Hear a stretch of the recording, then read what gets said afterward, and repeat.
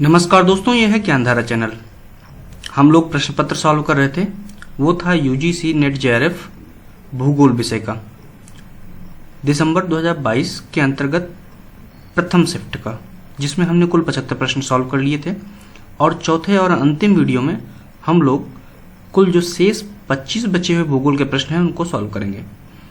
तो 76 नंबर प्रश्न जो पूछा गया है कि निम्नलिखित में से निम्नलिखित को उनसे संबंधित वर्ष के अनुसार कालानुक्रम प्रथम से अंत तक व्यवस्थित कीजिए। कहा गया है कि arrange the following according to their related year in chronological order first to last. आपके ऑप्शन दिए हैं क्योटो प्रोटोकॉल, ब्रंटलैंड आयोग, पेरिस समझौता, एजेंडा 21। और आपसे पूछा कहा है कि नीचे दिए गए विकल्पों में से सही उत्तर का चयन कीजिए। आपके विकल्प दिए हुए हैं ABDC, BDAC, BADC, ADCB। तो इसमें से आपको सबसे पहले बताना है कि कौन सा सबसे पहले था। तो सबसे पहले अगर ध्यान से देखें तो पहला जो था कालानुक्रम अनुसार ब्रंटलैंड कमीशन था, जो कि 1987 में आया था। और उसके बाद दूसरे नंबर पर अगर देखें तो वो था आपका एजेंडा 21, जो कि 1992 में आया था। तीसरे नंबर पर अगर देखें तो आपका था क्योटो प्रोटोकॉल, जो कि 1997 में आया था। और उसके बाद पेरिस जो एग्रीमेंट है, पेरिस एजेंडा या एग्रीमेंट है, समझौता है, ये 2016 में आया था। तो अगर सही सीक्वेंस लगाएं तो पहले नंबर पे हो जाएगा कौन सा, वो हो जाएगा Brundtland, means B is the first one. दूसरे नंबर पे जो होगा वो होगा आपका एजेंडा 21। तो आपका 2 हो जाएगा B, फिर D, और उसके बाद A नंबर पे क्योटो प्रोटोकॉल, और उसके बाद पेरिस एग्रीमेंट। तो आपका सही आंसर हो जाएगा 2 नंबर। तो इसको आपको वर्ष के अनुसार क्रोनोलॉजिकल ऑर्डर में लगाना था। अगर इसके हम डिटेल में जाएं तो जो आपका क्योटो प्रोटोकॉल था वो 11 दिसंबर 1997 को इफेक्टिव हुआ था। 88 मेंबर्स ने सिग्नेचर किया था। क्लियर। और इसका जो ऑब्जेक्टिव था, मेन गोल था, control the emission of main anthropogenic या human emitted green house gases. So green houses gases को कंट्रोल करना इसका ऑब्जेक्टिव था। क्लियर, ये आपको पता होगा। अब जो 7 ग्रीन हाउस गैसेस थी वो कौन सी थी, उसमें अगर आप ध्यान से देखें तो carbon dioxide, methane, nitrous oxide, hydrofluorocarbon, perfluorocarbon, sulphur hexafluoride and nitrogen trifluoride थे। ये 7 प्रमुख जो है ग्रीन हाउस गैसेस थी। क्लियर, तो इनको आप देख सकते हैं। इसी तरह से अगर ब्रंटलैंड कमीशन की बात करें तो इसमें इसका जो ऑब्जेक्टिव था, एम था, वो था to help the direct the nations of the world towards the goal of sustainable development.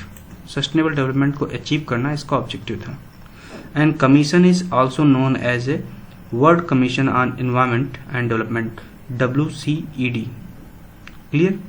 And it is operated between 1984 to 87, and a detailed report published by the Commission in the form of Brundtland Report in 1987.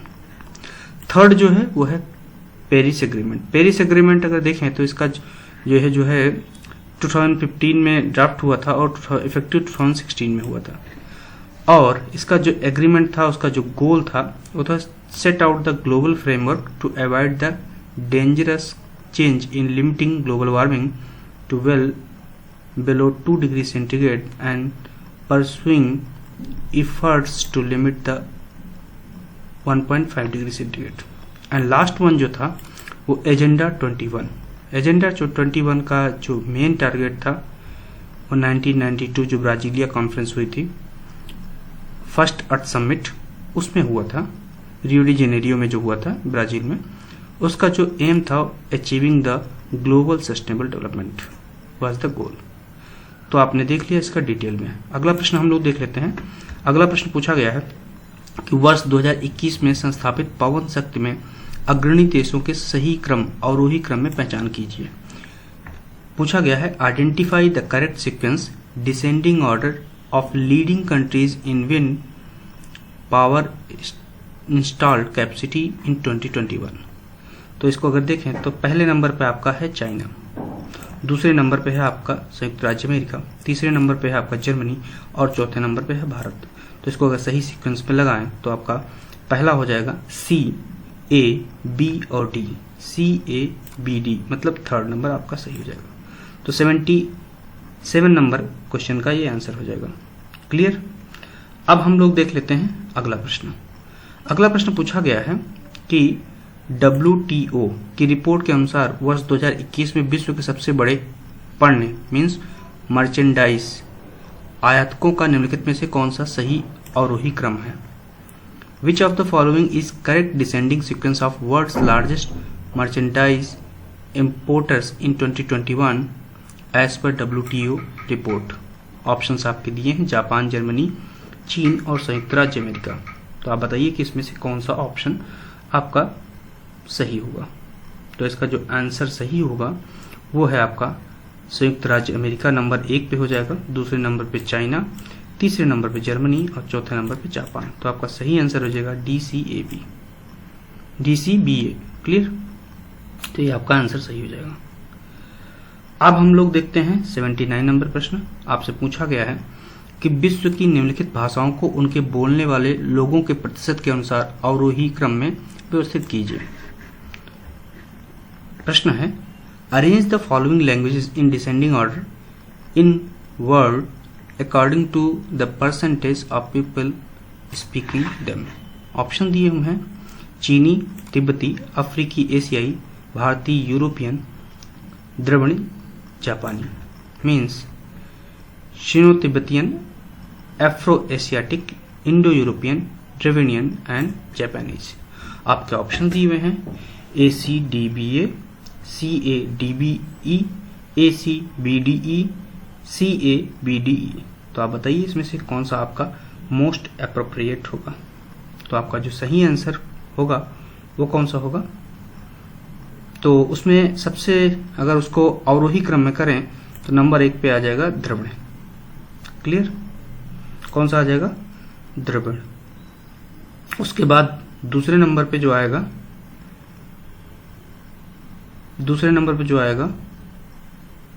वो हो जाएगा आपका चीनी तिब्बती means A number.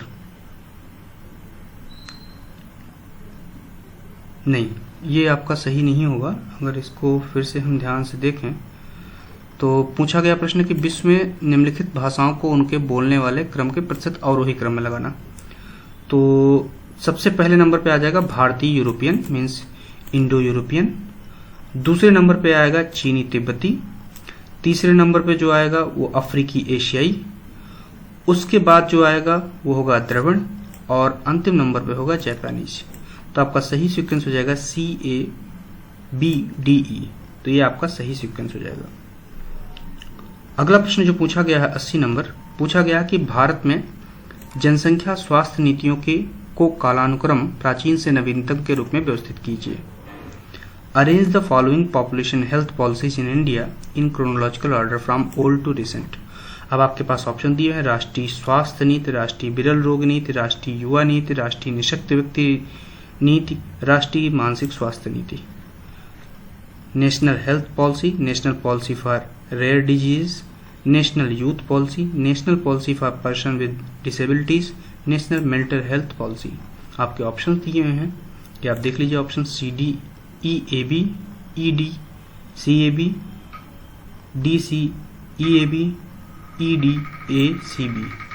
तो आप बताइए कि इसमें से कौन सा आपका विकल्प सही हुआ। तो अगर आपको उनके ईयर पता है, कब लॉन्च हुए, तभी आप बता पाएंगे। तो आइए देख लेते हैं क्या होगा। तो जो सबसे पहले आई है वो है आपकी राष्ट्रीय युवा नीति। क्या ये सही है? बताइए। नो, ये आपकी सही नहीं है। तो आपका जो सही है वो कौन सा है? सही है तो आपका राष्ट्रीय युवा नीति आई है। दूसरे नंबर पे है आपका राष्ट्रीय निःशक्त व्यक्ति नीति, उसके बाद है आपका राष्ट्रीय मानसिक स्वास्थ्य नीति, उसके बाद है राष्ट्रीय स्वास्थ्य नीति और अंतिम है राष्ट्रीय विरल रोग नीति। अब इनके ईयर्स कौन कौन से हैं इनको आप देखिए और कमेंट बॉक्स में पोस्ट करिए। तो आपका सही विकल्प हो जाएगा CDEAB। अगला प्रश्न जो है 81 नंबर प्रश्न पूछा गया है कि राजनीतिक भूगोल की निम्नलिखित अवधारणाओं यह संकल्पनाओं को पुरातन से नवीनतम के कालानुक्रम में व्यवस्थित कीजिए। Means arrange the following concepts of political geography in chronology from oldest to latest. पहला जो है हार्ट्सोन का राजनीतिक भूगोल में कार्यात्मक उपागम, दूसरा है स्पाइकमैन का रिमलैंड कॉन्सेप्ट या सिद्धांत, तीसरा है मूडीज का सीमा क्षेत्र एवं सीमा रेखा की संकल्पना, अंतिम है मैकिंडर की हृदय स्थल की अवधारणा। Means functional approaches in political geography by Hartshorne, rimland theory by Spykman, frontiers and boundary concept by Moodie's, heartland thesis by Mackinder. आपसे पूछा गया है कि नीचे दिए गए विकल्पों में से सही उत्तर का चयन कीजिए। Choose the correct answer from the options given below. अब आपको इनको सीक्वेंस वाइज लगाना है, जो राजनीतिक भूगोल की अवधारणाएं हैं उनको। तो इनको आपको ये भी आपको ईयर वाइज दिया हुआ है, ईयर आपको पता है तभी आप कर पाएंगे। तो जो पहला कॉन्सेप्ट आया था, जो ऑप्शन दिए उनमें मैकिंडर का हृदय स्थल की अवधारणा सबसे पहले आई थी। किस बुक में ये पब्लिश हुआ था या कौन सा पेपर पब्लिश किया था हार्ट्सोन ने, आप उसको कमेंट बॉक्स में पोस्ट कीजिए। ठीक है, तो डी नंबर आपका जो है वो सबसे पहले हो जाएगा। उसके बाद अगर देखेंगे तो दूसरे नंबर पे है स्पाइकमैन का रिमलैंड कॉन्सेप्ट, पहले वाले हृदय स्थल को काटने के बाद आया था। ठीक है, फिर उसके बाद तीसरे नंबर पे है हार्ट्सोन का राजनीतिक भूगोल में कार्यात्मक उपागम, और अंतिम जो है वो है आपका कौन सा, मूडीज का सीमांत क्षेत्र एवं सीमा रेखा की संकल्पना। तो आपका सही विकल्प हो जाएगा DBAC। अगला प्रश्न पूछा गया है कि निम्नलिखित उपागमों का कालानुक्रम अनुसार रखें। Means arrange the following approaches in chronological order. पहला आपका दिया हुआ है नारीवाद, मात्रात्मक क्रांति, व्यवहारवाद, निश्चयवाद। Means feminism, quantitative revolution, behaviouralism and determinism. आपको इनको सीक्वेंस वाइज लिखना। ऑप्शंस आपके दिए हुए हैं ACDB, BCAD, DBCA, CABD। तो आपका जो सही सीक्वेंस होगा इसका, वो सही सीक्वेंस है आपका, पहला तो हो गया आपका निश्चयवाद, ये तो आपको मालूम सबसे पहले आया था। दूसरा नंबर पे जो है वो है आपका मात्रात्मक क्रांति। मात्रात्मक क्रांति के बाद आपका जो आया था तो DB हो गया। उसके बाद आपका था व्यवहारवाद और उसके बाद है आपका नारीवाद। तो आपका जो सही सीक्वेंस हो जाएगा, इसको देखें अगर, तो सही सीक्वेंस हो जाएगा आपका DBCA। अगला प्रश्न पूछा गया है 83 नंबर कि पृथ्वी संसाधनों के विद्युत चुंबकीय दूर संवेदी अवयवों को अनुक्रमवर्ती रूप में संयोजित कीजिए। Means arrange the elements of electromagnetic remote sensing of earth resources in sequential order. Means जो रिमोट सेंसिंग डेटा जो रिकॉर्ड होता है, so from source of light to data recording और ट्रांसमिशन, उसको आप सिक्वेंशियल ऑर्डर में करना है। पहला है वायुमंडल से होते हुए ऊर्जा का प्रवाह प्रसार, ऊर्जा स्रोत, वायुमंडल से होते हुए ऊर्जा का पुनः प्रसारण, भूतल लक्षणों के साथ ऊर्जा अनुक्रियाएं, संवेदकों द्वारा आंकड़ों का अभिज्ञान रिकॉर्ड करना एवं भू स्टेशनों को प्रचारित करना। इंग्लिश में देख लेते हैं, propagation of energy through the atmosphere. दूसरा energy source, retransmission of energy through the atmosphere, energy interaction with earth surface features, detection recording and transmission of data to ground station by sensors. अब इनमें से सही sequence क्या लगाना है वो आपको तो सबको पता है। रिमोट सेंसिंग में जो फर्स्ट जो कंपोनेंट है, इलेक्ट्रोमैग्नेटिक रेडिएशन से कोई भी चीज अगर आप अर्थ रिसोर्स में कोई मैपिंग करते हैं तो उसमें पहला होता है आपका ऊर्जा स्रोत, मीन्स सोर्स ऑफ एनर्जी। ये तो आपको क्लियर कॉन्सेप्ट है, वो होता ही है क्लियर। अब उसके बाद दूसरे नंबर पे होता है ऊर्जा का वायुमंडल से होते हुए प्रसार। ठीक है, 2 नंबर हो गया। फिर उसके बाद तीसरा है आपका भूतल लक्षणों के साथ अनुक्रिया, ऊर्जा की अनुक्रिया। फिर उसके बाद जो तीसरा है, चौथा है, वो है वायुमंडल होते हुए ऊर्जा का पुनः प्रसारण, और अंतिम है संवेदकों द्वारा आंकड़ों का अभिज्ञान रिकॉर्ड करना एवं भूस्थलों का प्रचार करना। तो आपका सही सीक्वेंस हो गया BADCE। अगला प्रश्न हम लोग देख लेते हैं। 84 नंबर प्रश्न पूछा गया है कि भारत की निम्नलिखित विकास योजनाओं को उनके प्रारंभ के क्रम में व्यवस्थित कीजिए। Arrange the following developmental plans of India in order to their inception. पहला आपका दिया हुआ है मरुस्थल विकास कार्यक्रम राष्ट्रीय राजधानी क्षेत्र दामोदर वैली कॉरपोरेशन समेकित ग्रामीण विकास कार्यक्रम बाढ़ प्रभावित क्षेत्र कार्यक्रम means desert development programme, national capital region, Damodar valley corporation, integrated rural development programme, drought prone area development programme. तो इनको आपको सीक्वेंस में फिर वही आपको ईयर्स आपको क्लियर होने चाहिए, तभी आप कर पाएंगे, अदरवाइज आप नहीं कर पाएंगे। तो अगर इनको सीक्वेंसली हम रखें तो सबसे पहले जो आया था वो दामोदर वैली कॉरपोरेशन 1948 में आया था, तो आपका पहला तो यही से होगा। दूसरा हो गया बाढ़ प्रभावित क्षेत्र कार्यक्रम, दूसरे नंबर पे है। तीसरे नंबर पे आपको समेकित ग्रामीण विकास इंटीग्रेटेड रूरल डेवलपमेंट प्रोग्राम आया था। उसके बाद आपका मरुस्थल विकास कार्यक्रम, डेजर्ट डेवलपमेंट प्रोग्राम, और अंतिम जो है आपका था राष्ट्रीय राजधानी क्षेत्र। तो आपका सही सीक्वेंस हो गया CEDAB। अब हम लोग 85 नंबर प्रश्न देख लेते हैं क्या पूछा गया है। प्रश्न पूछा गया है कि निम्नलिखित राज्यों को कुल भौगोलिक क्षेत्र में वन क्षेत्र के प्रतिशत भाग के आधार पर अवरोही क्रम में व्यवस्थित कीजिए। Means arrange the following states in descending order on the basis of percentage of forested area out of the total geographical area। Options दिए हैं उत्तराखंड, वेस्ट बंगाल, उड़ीसा और Kerala.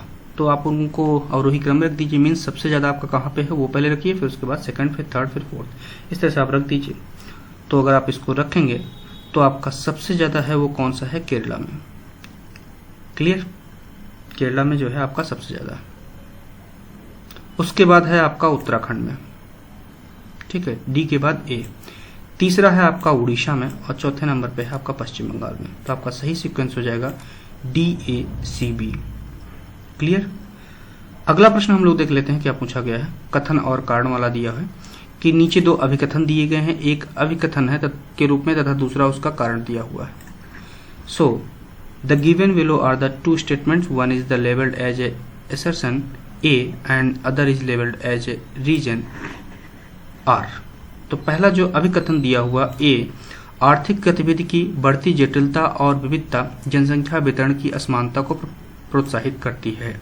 Assertion A, increasing complexity and diversity of economic activity encourages unevenness of population distribution। दूसरा है कारण दिया हुआ है, आर्थिक गतिविधि पर सरकार का बढ़ता नियंत्रण एक महत्वपूर्ण उभरता कारक है जो जनसंख्या प्रतिमान को प्रभावित करता है।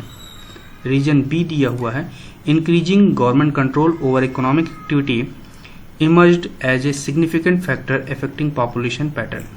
अब आपसे कहा गया है उपरोक्त कथन के आलोक में नीचे दिए गए विकल्पों में से सही उत्तर का चयन कीजिए। In the light of the above statement choose the most appropriate answer from the options given below. अब आपका पहला दिया हुआ ए और आर दोनों सही, आर ए की सही व्याख्या करना है। ए आर दोनों सही लेकिन आर ए की सही व्याख्या नहीं करता है। ए सही है लेकिन आर सही नहीं है। ए सही है लेकिन ए सही नहीं है, आर सही है। Means both A R correct and R is the correct explanation of A. Both A R correct but R is not a correct explanation of A. A is correct but R is not correct. A is correct not correct but R is correct. तो आपको बताइए कि इसमें से आपका कौन सा कथन सही होगा। तो आपका जो सही कथन है वो है आपका कि दोनों कथन सही हैं लेकिन आर ए की सही व्याख्या नहीं कर रहा। अगला प्रश्न हम लोग देख लेते हैं 87 नंबर, वही सेम तरह का प्रश्न दिया हुआ है। तो उसमें हम देखते हैं कि 87 नंबर प्रश्न में सेम उसी तरह से प्रश्न दिया हुआ है और दिया हुआ दो, एक स्टेटमेंट है, एक उसका रीजन दिया हुआ। तो आइए हम लोग देख लेते हैं क्या प्रश्न है कि नीचे दिए गए अभिकथन है, एक कथन है और दूसरा कारण है। तो अभिकथन ए में कहा गया है कि फुटपाथ पर वृक्ष की गहरी परछाइयों को स्वचालित बिंब वर्गीकरण प्रक्रिया के जल के रूप में गलत वर्गीकृत किया जा सकता है। इसका हिंदी वर्जन देखना बहुत जरूरी है। The dark shadows of trees on pavement may be miss classified as a water in process of automatic image classification। दूसरा है आपका दृश्य अनुदैर्ध्य बिंब में छायाओं के अंदर निहित वस्तुएं पूर्णतः प्रदीप्त स्थिति की तुलना में अधिक काली और नीली दिखाई देंगी। Means in visual infrared imagery object inside shadows will tend to appear darker and blurred than if they were fully illuminated। अब आपसे पूछा गया है ये दो दोनों सही हैं या आर ए की सही व्याख्या करता है। ए आर दोनों सही लेकिन आर ए की सही व्याख्या नहीं करता है। ए सत्य है लेकिन आर असत्य है। ए असत्य है लेकिन आर सत्य है। तो आप बताइए कि इसमें से क्या विकल्प हो सकता है। तो आपका जो सही विकल्प होगा, अब देखिए क्या हो सकता है, सोचिए। तो सही विकल्प यही है कि आपका ए और आर कथन दोनों सही है और आर ए की सही व्याख्या करता है। अगला फिर स्टेटमेंट वाला भी प्रश्न है। स्टेटमेंट 1 दिया हुआ है आपका कि दक्कन पठारी प्रदेश में गन्ने की खेती भारत के उत्तरी प्रदेशों की अपेक्षा अधिक लाभकारी है। कथन 2 है कि भारत में गन्ना उत्पादक उत्तरी प्रदेशों में स्थित चीनी मिलों की संख्या कम है। पहला स्टेटमेंट है sugar cane cultivation in Deccan plateau region is more remunerative than northern regions of India. दूसरा है there are few number of sugar mills located in sugar cane cultivating regions northern regions of India. अब आपके statement दिए, ये दोनों सही हैं, ये दोनों असत्य हैं। कथन 1 सत्य है, दूसरा असत्य है। कथन 1 असत्य है, दूसरा सत्य है। तो आप बताइए कि इसमें से कौन सा विकल्प होगा। आपके सामने विकल्प दिए हुए, मीन्स पहला दूसरा स्टेटमेंट दोनों सही हैं, पहला दूसरा स्टेटमेंट दोनों गलत हैं, पहला सत्य है दूसरा असत्य है, पहला असत्य है दूसरा सत्य है। तो आप बताइए कौन सा आपका सही होगा।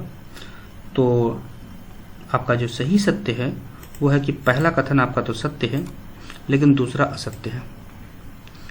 अगला प्रश्न हम लोग देख लेते हैं 89 नंबर। उसमें भी स्टेटमेंट वाइज दिया हुआ। पहला स्टेटमेंट है कि एक पारिस्थितिकी तंत्र इकोसिस्टम में खनिजों का संचलन एक दिशीय होता है।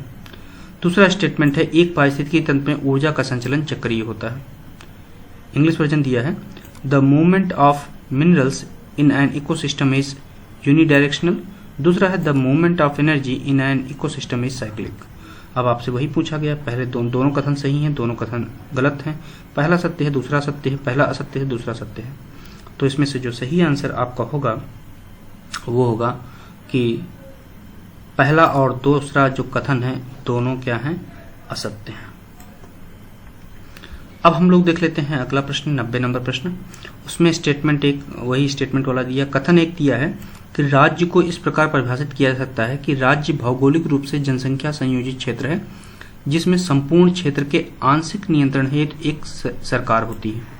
दूसरा स्टेटमेंट है कि राज्य वह मानव समुदाय है जो किसी क्षेत्र विशेष के अंतर्गत भौतिक बलों के वैध प्रयोग के एकाधिकार का दावा करता है। इंग्लिश वर्जन देख लेते हैं क्या दिया है। A state is a human community that claims the monopoly of legitimate use of physical force with a given territory। ये स्टेटमेंट नंबर 2 है। और पहला स्टेटमेंट है स्टेट में be defined as a geographical organized area by population and having a government in partial control of its entire area।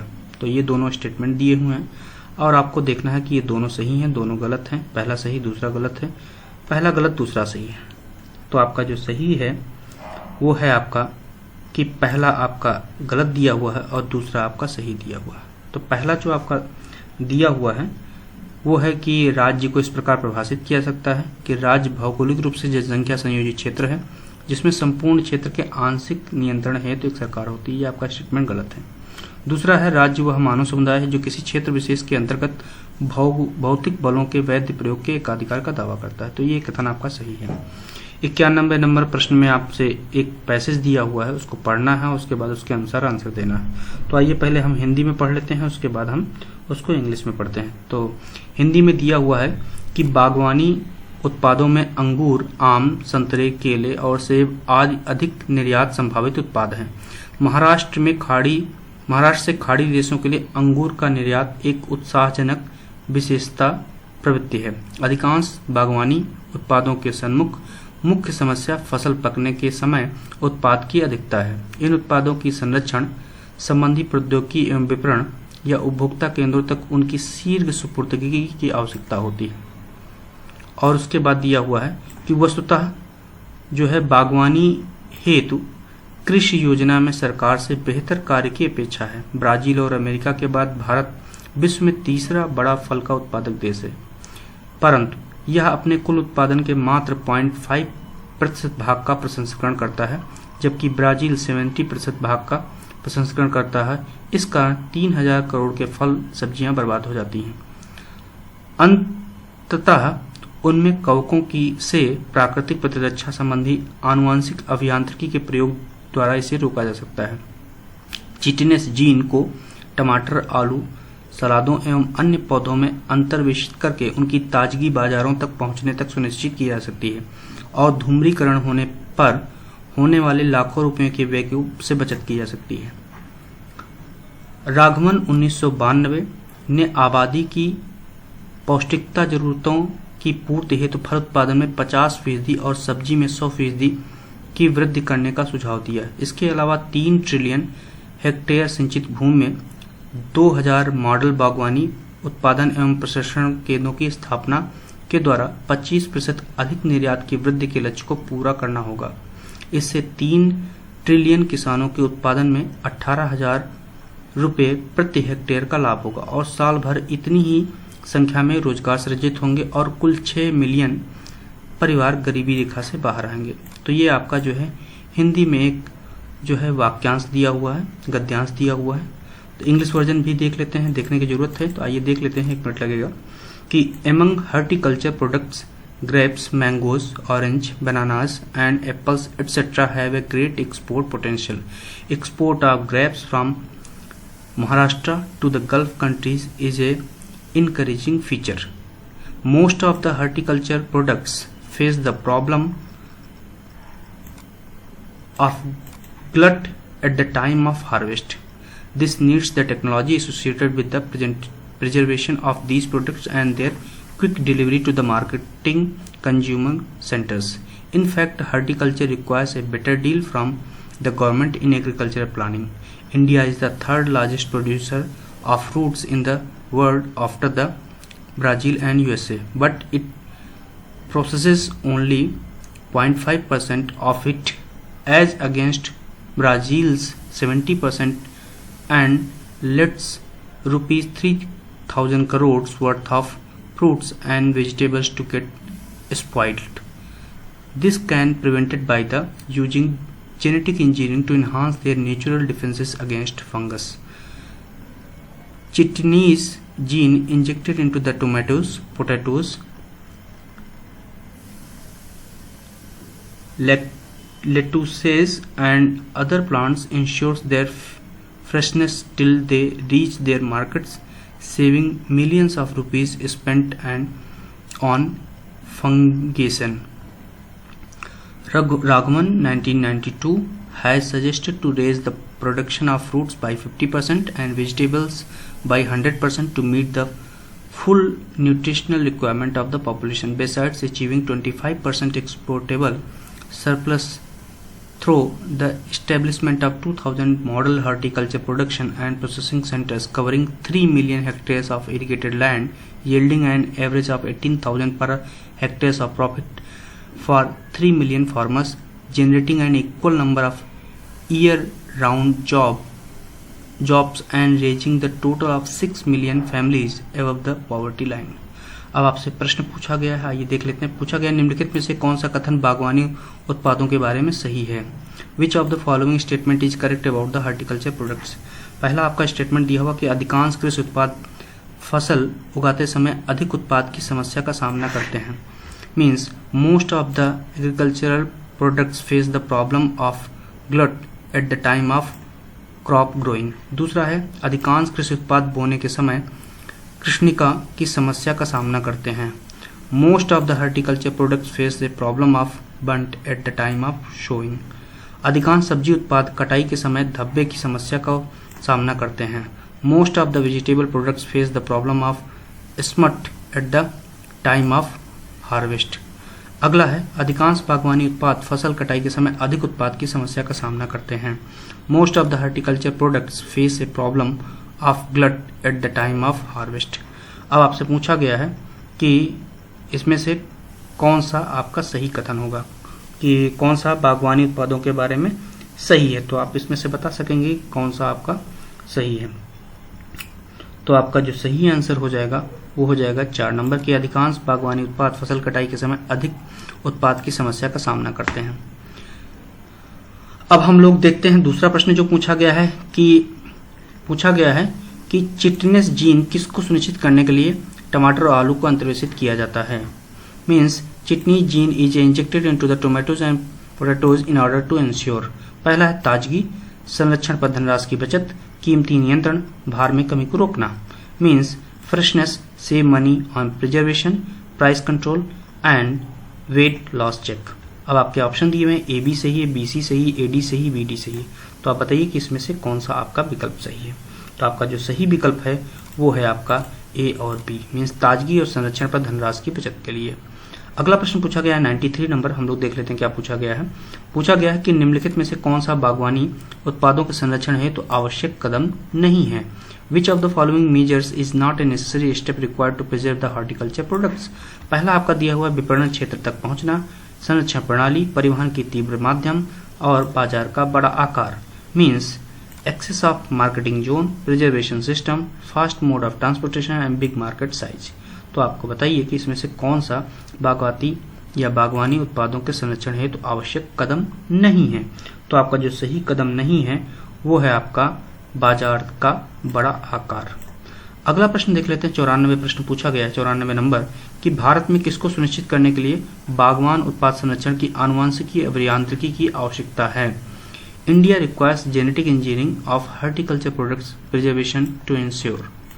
अब उसके बाद उसमें ऑप्शन दिए हुए हैं, कवकों के विरुद्ध कृत्रिम प्रतिरोधकता, artificial resistance against the fungus, दूसरा आधिक्यता के नुकसान के विरुद्ध प्राकृतिक प्रतिरक्षा, natural defence against glut loss, अगला है रस्ट रोग की कृत्रिम प्रतिरक्षा, artificial defence against the rust, और अंतिम है कवकों के विरुद्ध प्राकृतिक प्रतिरक्षा, means natural defence against the fungus. तो आपका जो सही हो जाएगा, विकल्प जो सही होगा वो हो जाएगा आपका कि कौन सा संरक्षण अभियांत्रिकी की आवश्यकता होती है। तो इसमें जो अभियांत्रिकी की आवश्यकता होती है वो है आपका कवकों के विरुद्ध प्राकृतिक प्रतिरक्षा। 95 नंबर प्रश्न देख लेते हैं क्या पूछा गया है। पूछा गया है कि फल उत्पादन में 50% वृद्धि और सब्जी उत्पादन में 100% की वृद्धि किस रूप में लाभकारी होगी। Means the 50% increase in the production of fruits and 100% vegetables will be beneficial in form of। पहला आपका दिया हुआ है पौष्टिकता आवश्यकता के लिए, दूसरा है प्रवजन पर रोक लगाने के लिए, रोजगार के अवसरों में वृद्धि करने के लिए, परिवार को गरीबी रेखा से ऊपर लाने के लिए। Means to meet the nutritional requirement, to check the out the migration, to increase the employment opportunity, to bring families above the poverty line. Options आपके दिए हुए हैं, ए बी सी सही है या फिर ए सी डी सही है, ए बी डी सही है या बी सी डी सही है। तो आप बताइए कि इसमें से आपका कौन सा सही विकल्प होगा। तो आपका जो सही विकल्प है वो है आपका ए सी और डी। मीन्स आपका है कि पौष्टिकता आवश्यकता की पूर्ति के लिए, रोजगार के अवसरों में वृद्धि करने के लिए, परिवारों को गरीबी रेखा से ऊपर लाने के लिए। अब हम लास्ट जो 5 प्रश्न बचे हुए हैं वो दूसरा जो पैराग्राफ दिया हुआ उसके ऊपर हैं। तो दूसरा पैराग्राफ दिया हुआ कि असुरक्षित अस्वच्छ जल प्रतिवर्ष लगभग 1 अरब व्यक्तियों को रुग्ण बनाता है और सर्वाधिक प्रदूषण उद्योगों की समीपस्थ घरों में रहने के कारण प्रायः निम्न आय वाले समुदाय एवं गैर अनुपातिक ढंग से जोखिम में होते हैं। मनुष्यों और पशुओं के अपशिष्ट से रोगजनक जीवाणु एवं वायरस के रूप में जल जनित पैथोजेंस संदूषित जल से रुग्णता का एक प्रमुख कारण है। असुरक्षित जल से फैलने वाली बीमारियों में हैजा, जियोर्डिया, आंत्र ज्वर या टाइफाइड सम्मिलित हैं। अमीर देशों तक में मल जल शोधन सुविधाओं में दुर्घटना या अवैध रूप से निकलने वाले गंदले जल के अलावा खेतों में, नगरीय क्षेत्रों में जल अपवाह या रन ऑफ जलमार्गों के में हानिकारक पैथोजेंस का योगदान करते हैं। अमेरिका भर में प्रतिवर्ष हजारों व्यक्ति लेगोनायर रोग, means cooling towers and pipe water जैसे जल स्रोतों से आंकुचित निमोनिया एक गंभीर रूप से शरण हो रहे हैं। इसके मामले में कैलिफोर्निया से लेकर मैनहट्टन के ऊपरी हिस्से में बढ़ते जा रहे हैं। इस बीच फ्लिंट एवं मिशिगन में रहने वाले लोगों की दुर्दशा, जहां लागत में कटौती के उपाय एवं अत्यधिक पुरानी पड़ चुकी अवसंरचना ने शीशे के संदूषित संकट को उत्पन्न कर दिया है, इसके बारे में नितांत दृष्टिपात करने की आवश्यकता दर्शाती है कि हमारे जल में रासायनिक एवं अन्य औद्योगिक प्रदूषक कितने खतरनाक हैं। यह समस्या फ्लिंट से परे हो जाती है और यह शीशे से अधिक संकटकारी है, क्योंकि रासायनिक प्रदूषकों की व्यापक रेंज आर्सेनिक जैसी भारी धातु एवं पारे से लेकर कीटनाशकों, नाइट्रेट उर्वरक हमारी जल आपूर्ति में प्रविष्ट कर गए हैं। इनका एक बार अंतर्ग्रहण होने से ये जीव विषय कैंसर से लेकर हार्मोन विघटन जैसे अनेक स्वास्थ्य मुद्दे उत्पन्न करते हैं। इससे मस्तिष्क के कार्य पर विपरीत प्रभाव पड़ता है। विशेष रूप से बच्चे एवं गर्भवती महिलाएं जोखिम में हैं। यहाँ तक कि तैरना भी जोखिम भरा है। EPA के अनुसार मलजल, भाराक्रांत तटवर्ती जल से 35 लाख प्रतिवर्ष अमेरिकी त्वचा पर चकत्ते, पिंकेय, श्वसनीय संक्रमण एवं हेपेटाइटिस जैसी स्वास्थ्य मुद्दों पर आंकुचित होते हैं। अब इसका इंग्लिश वर्जन हम लोग देख लेते हैं। क्या दिया हुआ है? पहले लिखा हुआ कि read the passage carefully and answer the following questions. तो जो आखिरी 5 प्रश्न हैं इसी पैराग्राफ पर आधारित होंगे।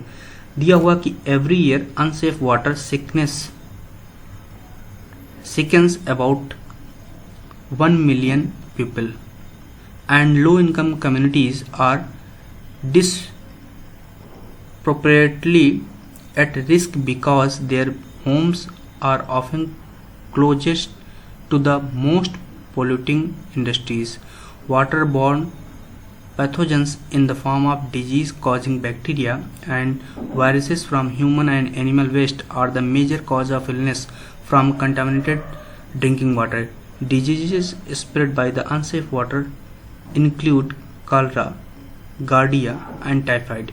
Even in wealthy nations, accidentally or illegally release from the sewage treatment facilities as well as runoff from the farms and urban areas contribute harmful pathogens in the waterways. Thousands of the people across the United States are sickened every year by the Legionnaires disease, a severe form of the pneumonia contracted from the water sources like cooling towers and piped water, with cases cropping up from the California's DC land to the Manhattan Upper East Side. Meanwhile, the plight of the residents in Flint, Michigan, where cost-cutting measures and the aging water infrastructure creates a lead-contaminated crisis, offers a stark look at how dangerous chemical and other industrial pollutants in our water can be. The problem goes far beyond Flint and involves such more than lead as a wide range of chemical pollutants, from heavy metals such as arsenic and mercury to pesticide and nitrate fertilizers, are getting into our water supply. Once they are ingested, these toxins can cause a host of health issues, from cancer to the hormone disruption to altered brain function. Children and pregnant women are particularly at risk. Even swimming can pose a risk. Every year 3.5 million Americans contract health issues such as skin rashes, pinkies, respiratory infection and hepatitis from sewage-laden coastal water according to EPA estimates. पहला प्रश्न उससे जुड़ा हुआ दिया हुआ है कि flint का शीशे का संदूषण संकट किसका परिणाम था? The lead contamination crisis in Flint was the consequence of खेतों से निकलने वाले शीशे का means release of lead from agricultural fields. दूसरा, मानव अपशिष्टों की उच्च मात्रा, high amount of human waste. दूसरा आपका है पशु अपशिष्ट की उच्च मात्रा, high amount of animal waste. चौथा है लागत में कटौती के उपाय एवं अत्यधिक पुरानी पड़ चुकी जल अवसंरचना, cost cutting measures and ageing water infrastructure. तो आपका जो सही विकल्प है इसमें से बताइए कि फ्लिंट का शीशे का संदूषक। अब हिंदी में तो बहुत डिफिकल्ट टाइप का दिया हुआ है तो उसको आपको प्रॉपरली देखना होगा, सही से समझना होगा, तभी आप आंसर कीजिए। तो आपका इसमें जो सही है वो शीशे संदूषक संकट जो परिणाम है वो लागत में कटौती के कारण अत्यधिक पुरानी पड़ चुकी अवसंरचना, यही आपका सही उत्तर है। अगला प्रश्न जो पूछा गया है कि कूलिंग टावर्स एवं पाइप्ड वाटर जैसे जल स्रोतों से आकुंचित निमोनिया एक गंभीर रूप से कौन सा रोग है? Which disease is the severe form of pneumonia contracted from the water sources like cooling towers and piped water? Option दिए हुए हैजा रोग, मिनामाता, लेगोनायर एवं गियार्डिया। ऑप्शंस आपके दिए हुए हैं, तो इसमें से जो आपका सही और मोस्ट अप्रोप्रिएट आंसर है वो है लेगोनायर रोग। अगला प्रश्न जो दिया हुआ 98 प्रश्न पूछा गया है कि निम्न आय वाले समुदाय जल प्रदूषण से उच्च जोखिम में क्यों हैं? Why low income communities are at risk from the water pollution? पहला है क्योंकि उनका प्रतिरक्षण क्षमता स्तर निम्न होता है। दूसरा क्योंकि उनके घर प्रायः सर्वाधिक प्रदूषक उद्योगों के समीपस्थ होते हैं। तीसरा क्योंकि उनकी चिकित्सीय सुविधा तक पहुंच नहीं होती है। चौथा क्योंकि उनके घर शहरी केंद्रों से दूरतम होते हैं। Because their immunity levels are low, because their homes are often closest to the most polluting industries, because they do not have access of medical facilities. चौथा because their homes are farthest from the city center। तो आपका जो सही विकल्प हो जाएगा वो है आपका कौन सा? क्योंकि उनके घर प्रायः सर्वाधिक प्रदूषण वाले उद्योगों के समीपस्थ हैं। 99 नंबर प्रश्न देख लेते हैं क्या पूछा गया है कि इस गद्यांश के माध्यम से क्या संदेश दिया गया है? Which of the following message is given through the passage? पहला आपका दिया हुआ है जल प्रदूषण केवल अल्प विकसित देशों का एक मुद्दा है। जल प्रदूषण केवल कुछ देशों का मुद्दा है। विकसित देशों में हानिकारक पैथोजन से जल प्रदूषण उत्पन्न नहीं हो रहा है। उच्च आय वाले देशों में भी जल प्रदूषण एक समस्या है। Water pollution is an issue only in अंडरडेवलप्ड Nations. Water pollution occurs only in few countries. In developed countries, water pollution is not caused by harmful pathogens. चौथा है आपका water pollution is a problem even in the high income countries. तो आपका जो इसका सही answer हो जाएगा वो आपका अंतिम ही होगा कि उच्च आय वाले देशों में भी जल प्रदूषण एक समस्या है। और अंतिम प्रश्न इस वीडियो को देख लेते हैं। क्या पूछा गया है कि प्रतिवर्ष कितने अमेरिकी लोग मलजल, भाराक्रांत, तटवर्ती जल से त्वचा पर चकते, पिंकने, श्वसनीय संक्रमण एवं हेपेटाइटिस जैसे स्वास्थ्य मुद्दों से आकुंचित होते हैं? Every year how many American contract health issues such as skin rashes, pinkies, respiratory infection and hepatitis from the sewage laden coastal water? Option दिए हुए हैं 25 लाख, 35 लाख, 45 लाख या 50 लाख। तो आपका जो सही आंसर होगा वो है आपका कौन सा? 35 लाख मीन्स 35 लैक्स। तो उम्मीद है कि ये जो आपको 100 प्रश्न बताए गए हैं ये काफ़ी महत्वपूर्ण होंगे, आगामी जो भी परीक्षाएं आएंगी उनसे जुड़े हुए। अगर आप डेली प्रैक्टिस करते हैं तो वो भी आपके काम आएंगे। तो अब ये पेपर भी सॉल्व हो गया। अब हम लोग जो नेक्स्ट पेपर सॉल्व करेंगे वो अभी हाल ही में जो जून 2023 की परीक्षा हुई है, जिसमें भूगोल की केवल एक ही शिफ्ट में परीक्षा हुई है, उसको हम लोग सॉल्व करेंगे। तो हम लोगों ने दिसंबर 2022 के पहले और दूसरे शिफ्ट में भूगोल से संबंधित जो 100 प्रश्न थे द्वितीय प्रश्न पत्र के रूप में, उनको हम लोगों ने सॉल्व कर लिया। तो यूजीसी नेट के कुल 200 प्रश्न अपलोड किए जा चुके हैं। आइए हम लोग और भी आगे प्रश्नों को सॉल्व करेंगे।